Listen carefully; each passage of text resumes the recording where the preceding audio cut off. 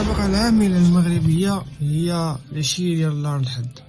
العشية ديال نهار الحد كيبدا الاكتئاب، كيبدا المورال يطيح، كيبدا الستريس، كيبدا يفكر في نهار الاثنين عاوتاني ناري خصني نفيق مع 5 الصباح، خصني نحسن وجهي، خصني نلبس ندوش نبات نتسنى نتزاحم في الطرام. وهذه هي الحياة، وكتبقى تعاود نفس الكاسيطة كل سيمانة ورا سيمانة ورا سيمانة حتى كتتقاعد ب 64 عام باش كتلقى واحد التقاعد اللي ما يشبعكش حتى خبز في كرشك.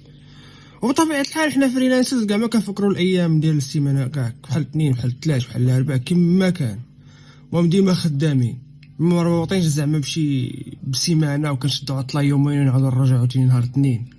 باقي ما بغيتوش تفيقوا، ما بغيتوش هاد الفيديوهات كاملين اللي كنلوحو ما بغيتوش تستافدوا منهم ولو 1% من داكشي اللي كنقولوا. تبقشوا على راسكم في الانترنت وتقلبوا على ولو مهاره بسيطه تعلموها اللي تدخل لكم الصرف وتغنيكم على ديك الخدمه اللي كتبقى تفيقوا مع 7 الصباح ولكن ما كتكملش لكم السالير الشهري. الا كانت الخدمه ما كتكملش ليا الشهر، اش غادي ندير بوها يعني؟